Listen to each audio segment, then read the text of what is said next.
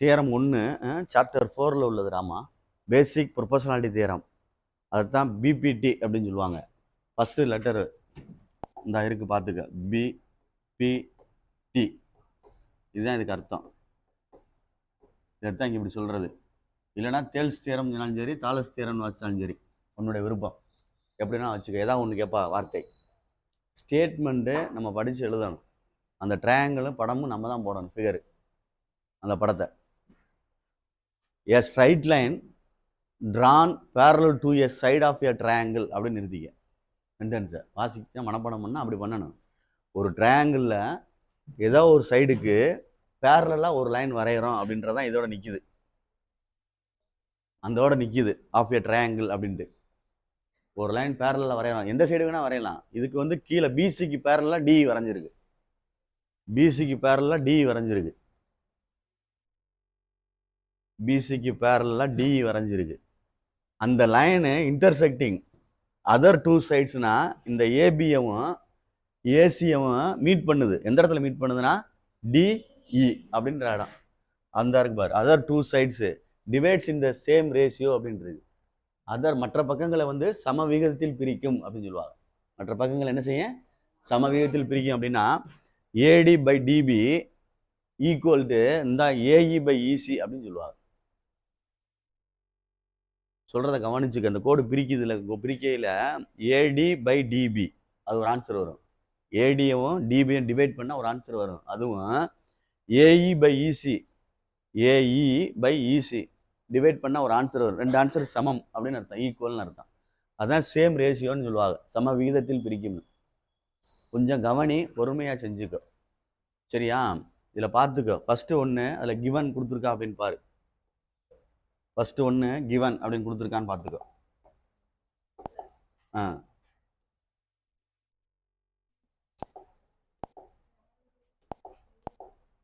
First ஒன்று என்ன கொடுத்துருக்கு, கிவனா?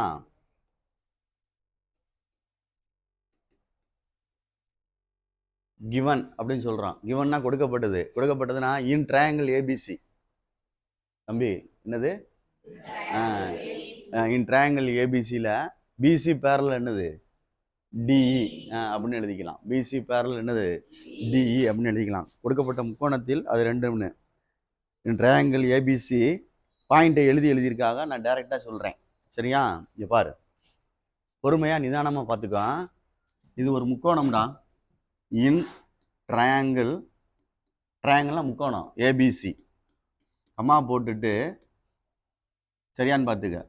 கமா போட்டுட்டு இந்த டின்ற பாயிண்ட்டு, இந்த டி டி டி இந்த பாயிண்ட்டு எந்த லைன் மேலே இருக்கு? டி ஆன் ஏபி அப்படின்னு அர்த்தம், அவ்வளோதான். அதே மாதிரி இ ஆன் என்னது? ஏசி. அவ்வளோதான் எழுதுறேன். டி ஆன் ஏபி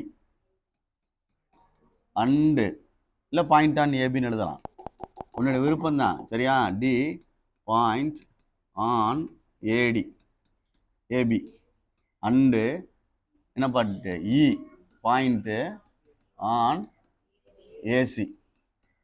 டேய் பார்த்துக்க, மனப்பாடம் பண்ணால் எனக்கு தெரியாது சொல்லிட்டேன், அதுக்கு தான் நடத்துறது. இல்லைன்னா மனப்பாடம் பண்ண சொல்லுவாங்க. வேணா ஸ்கூலில் இது உனக்கு அனுபவம் இருந்தால் நீனே யோசிச்சு பார்த்துக்க, சொன்னாங்களே அப்படின்ட்டு.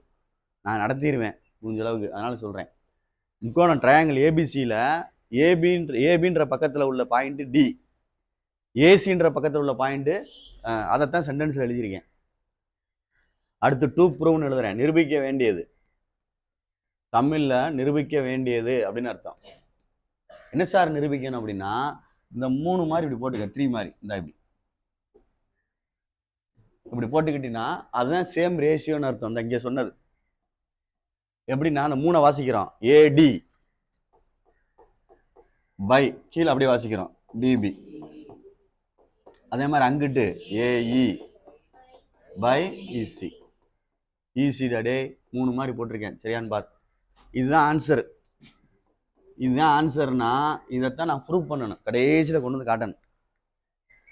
கடைசியில் கொண்டு வந்து காட்டணும், ஹென்ஸ் ப்ரூவ் அப்படின்னு சொல்லி போடுறது. சரி, இப்போ கணக்கை மூவ் பண்ணுவோம். கன்ஸ்ட்ரக்ஷன் அப்படின்னா வரைதல். கன்ஸ்ட்ரக்ஷன் அப்படின்னா வரைதல். தமிழில் வரைதல் இருக்கான் பாரு, வரைகன் இருக்கான்னு பார்த்துக்கோ. கன்ஸ்ட்ரக்ஷன் அப்படின்னு சொல்லுவாங்க, டியூசிடிஐஓஎன் கன்ஸ்ட்ரக்ஷன். இங்க பாரு, இது ஒரு ட்ரையாங்கிள். டின்ற பாயிண்ட் ஏபின்ற சைடு மேல இருக்கு, இன்ற பாயிண்ட் ஏசி மேல இருக்கு. அப்ப டியும் ஜாயின் பண்ணணும்ல, டி என்ன செய்யணும்?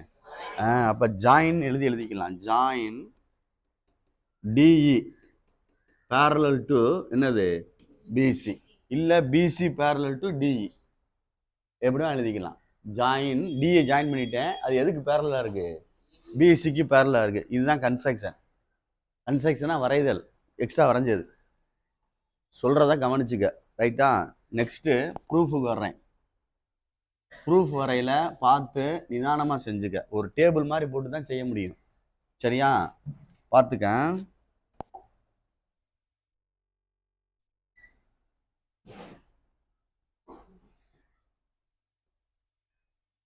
போட்டுக்க. எனக்குள்ள statement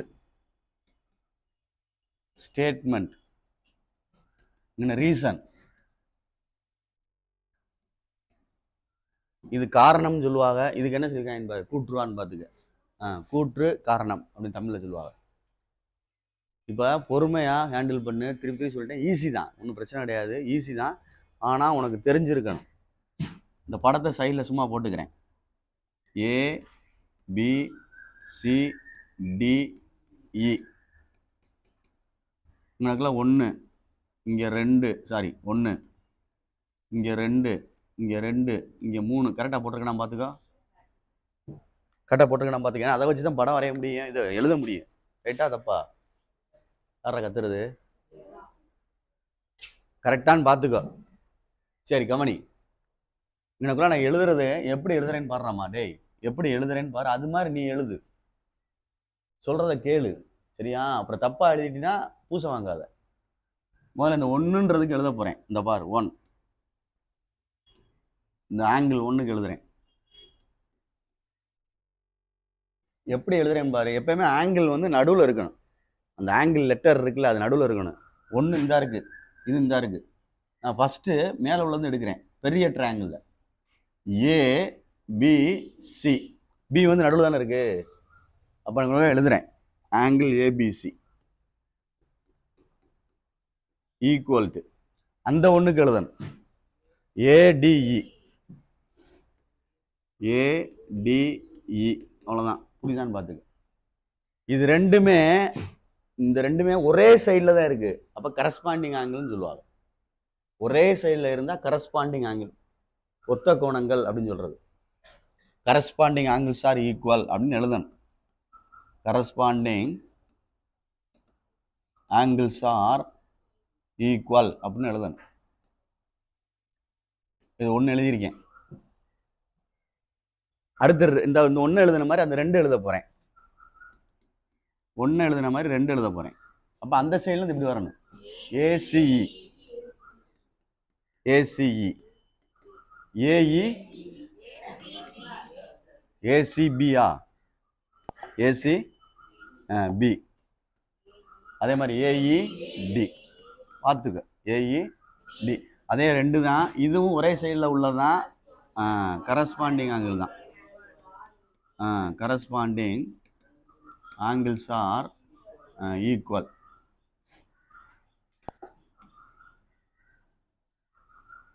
corresponding angles are equal, ஒத்த கோணங்கள் சமம் அப்படின்னு எழுதிக்க. இல்லை சீரியல் நம்பர் எதுவும் போட்டிருந்தா 1 2 போட்டிருக்கா, என்ன போட்டிருக்கு பாரு. இதில் வேண்டியதில்லை, போறேன்னா போட்டுக்க. பாயிண்டாக எழுதுறக்காண்டி சொல்கிறேன். தேவையில்லைன்னா விட்டுரு. 2 எழுதிட்டேன். 3வது 1 எழுத போகிறேன். எனக்குள்ள 3 இருந்துச்சு. ஏ பி சி டி இ. இப்போ 3 வந்து இங்கே இருக்கு. மொத்தமாக நடுவில் தான் ஆங்கிள் வரணும். அப்போ வாசிக்கையில் பிஏசின்னு வாசிக்கணும். நடுவில் தான் ஆங்கிள் இருக்கணும். தெரியுதா? சென்டென்ஸில் இந்த அங்கனக்குள்ள சொன்னோம்ல, அந்த பிடிசிஇலாம் நடுவில் இருந்தது, தெரியுதா? அது மாதிரி இங்கே சொல்கிறேன், ஏ நடுவில் இருக்கணும். அப்போ பிஏசி அப்படின்னு எழுதலாம். எதுக்கு? 3க்கு. 3ன்றதுக்கு ஃபர்ஸ்ட் 1 எழுதினோம்னா பிஏசி. புரியுதான்னு பார்த்துக்கோ. பிஏசி ஈக்குவல் டு, அதே மாதிரி மேலே 1 இருக்கு பாரு, இதை அழிச்சிட்டோம்னா டிஏஇ. டிஏஇ ரெண்டுலையுமே அந்த ஏன் இருக்குல்ல, அப்ப காமன் ஆங்கிள், பொது கோணம். நான் சொல்ற புரியுதான்னு பாரு. அந்த 2 ட்ரையாங்கிளுமே அது இருந்துச்சுல. எதுக்கு ஏன்றது 2 ட்ரையாங்கிளுக்குமே இருந்துச்சு. பெரிய ட்ரையாங்கிளுக்கு இருந்துச்சு, சின்ன ட்ரையாங்கிளுக்கு இருந்துச்சு. தெரியுதா சொல்றது? ரைட். இப்ப கொஞ்சம் யோசிச்சுக்கோ. அப்படின்னா இது ஒரு ஏ ஈக்குவல்ன்றது ஒரு ஏன்னா ஆங்கிள் அப்படி சொல்றேன். இது ஒரு ஆங்கிள் ஏ, இது ஒரு ஆங்கிள் ஏ. அப்ப எத்தனை ஆங்கிள்? அப்ப கணக்குல எழுதணும் பை ட்ரிபிள் ஏ சிமிலாரிட்டின்னு எழுதுவாங்க. By triple A similarity, triple A sorry, angle angle angle அப்படின்னு சொல்லி 8th ஸ்டாண்டர்ட்லாம் இருக்கும். மூணுமே ஒன்னா இருந்தா அந்த 2 ட்ரையாங்கிளும் சிமிலர் ட்ரையாங்கிள்னு சொல்லுவாங்க. எந்த 2 ட்ரையாங்கிள் சார்? மொத்தமா ஒன்று இருந்துச்சுல அதுவும், மேல ஒன்று இருந்துச்சா அதுவும். மொத்தமா ஒன்று இருந்துச்சுலடா, அந்த ட்ரையாங்கிளுக்கு பேர் வேணா ஏபிசின்னு வச்சுக்கோ. அது எப்படி எழுதுறோமோ அதே மாதிரி வாசிக்கணும். ஏபிசின்னு வாசிச்சிருக்கேன். அடுத்து ஏடிஇ, ரெண்டும் சிமிலர்னு அர்த்தம். ரெண்டும் சிமிலர்னு அர்த்தம். இது வரைக்கும் ஒரு ஸ்டெப்பு புரியுதான்னு பாரு. டேய் தம்பி பாத்துக்கங்கடா, அந்த ஆன்சர் கொண்டு வந்து நிறுத்தணும்.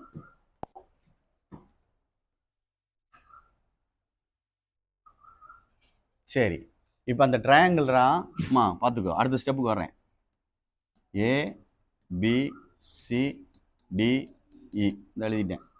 ட்ரையாங்கிள் வந்து சிமிலர்னு சொல்லியாச்சு. அடுத்த ஸ்டெப்புக்கு போகிறோம். அந்த இதை ப்ரூவ் பண்ணி காட்டணும்.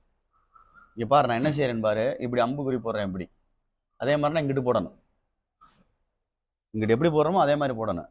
இப்படி போட்டோம்னா இங்கிட்டு இப்படி போடணும். ஒரு கோபுரம் மாதிரி போட்டிருக்கேன், தெரியுதா? இங்கே நான் எழுத போகிறேன் அப்படின்னா தட் இஸ், அதாவது ஏபி பை ஏடி. தெரியுதான்னு பார்த்துக்க. இதை எழுதியிருக்கேன் ஏபி பை என்ன எழுதியிருக்கேன்? ஏடி. பக்கத்தில் படம் போட்டு யோசிக்கணும். அதே மாதிரி இங்கே சொல்லணும் ஏசி, ஏசி பை என்னது? அவ்வளோதான்டா கணக்கு. அவ்வளோதான், முடிஞ்சு. ஈஸியாக செஞ்சு முடிச்சிடலாம். இப்போ ஏபின்னா இதுதானே ஏபி மொத்தமா. அது ரெண்டா பிரிச்சிருக்குல்ல, இது ஒன்று இது ஒன்று. எது ரெண்டும்? AD plus D DB. தெரியுதா தெரியலையா? By AD. தெரியுதா தெரியலையா? ரெண்டா பிரிச்சிருக்கு. அதே மாதிரி அந்த சைடை பிரிச்சிருக்கு பாரு, ஏஇயும் இசியும். அப்ப AE plus EC by AE. AE கீழே ஏஇ தானே, மேல உள்ள ஏசியை தான் பிரிச்சிருக்கோம். கீழே உள்ள ஏஇ அப்படியே தானே இருக்கு. ரைட், பார்த்துக்கோ. டேய் கவனி. இப்போ 4/5/2 இருக்குன்னு வச்சுக்கோ. இந்த டினாமினேட்டர் ரெண்டா பிரிக்கலாம் காமனா. 4/2 பிளஸ் 5/2 அப்படி பிரிச்சா இப்படி தானே வரும். காமனா எடுத்துட்டு ரெண்டே சேர்த்துருவில்ல. நான் அதே மாதிரி இதை பிரிக்க போறேன். அந்த கான்செப்டை யூஸ் பண்ணி இதை பிரிக்க போறேன். எப்படி பிரிக்கிறேன்னு பாரு. A D by A D plus D B by A D. அதே மாதிரி அங்க A E by plus EC by A E. புரியுதான்னு பாரு. இது ரெண்டையும் அடிச்சிட்டோம்னா 1 plus D B by A D plus 1 E C by A E. இந்த ஒன்னே அடிச்சிடலாம். சரியா? அப்ப ஆன்சர் வந்து D B by A D equal to E C by A E. கொஞ்சம் கவனி சொல்றத. சிம்பிள். இதை நிறுத்திருக்கேன், உள்ள ரோல் பண்ணி காட்டுறேன். மேல ஆன்சரை பாரு. ஒரு நிமிஷம். ஏடி மேல இருக்கு, கீழே தான் என்ன இருக்கு? இங்க பாருவேன், ஏடி தான் மேல இருக்கு. ஏடி மேல இருக்கு, ஆனா ஏடி எங்க இருக்கு பாரு. அப்ப தோசையை பரட்டின மாதிரி ஒரு பரட்டணும்னா ரிசிப்ராக்கல் எடுக்கணும்னு அர்த்தம். ரெண்டு சைடு அப்படியே பரட்டி விட்டுறணும். அப்ப சைடில் எழுதணும் டேக்கிங் ரிசிப்ராக்கல் அப்படின்னு. தலைகீழ் எடுக்க அப்படின்னு அர்த்தம். Taking reciprocal. அப்படி எடுத்துட்டோம்னா இது ரொட்டேட் ஆயிரும். AD by DB equal to AE by EC. And prove. அவ்வளோதான். புரியுதான்னு பார்த்துக்க. இதுக்கு தான் 5 மார்க்கு. நீ விட்டினா நான் பொறுப்பு இல்லை. என்னால் முடிஞ்சதை சொல்லி கொடுத்துட்டேன் உனக்கு. இதை மனப்பாடம் பண்ணுங்க அல்லது நீங்களே படிச்சுங்கப்பான்னு சொல்லுவாங்க. அது எனக்கு தெரிஞ்சு நான் சொல்லி கொடுத்துருவேன் பயலுக்கு. இதே மாதிரி 3 திறமை சொல்லி கொடுப்பேன். என்னை விருப்பப்பட்டாலும் என்னை ஃபாலோ பண்ணிடுவாங்க, பயப்பட மாட்டாங்க, ஸ்கூலில் எழுதிடுவாங்க சார் சொல்லி கொடுத்தா அப்படின்னு சொல்லிட்டு. நீ பயந்தீன்னா நீ உங்கள் ஸ்கூல், ஆனால் இது மாறாது, இது எல்லாத்துக்குமே ஒன்று தான்.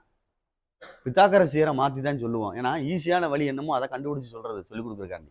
இல்லைன்னா நீங்கள் மனப்பாடம் பண்ணுற மாதிரி ஆகும். எனக்கு தெரியாது. இது புரியுதான்னு பார்த்துக்கோ.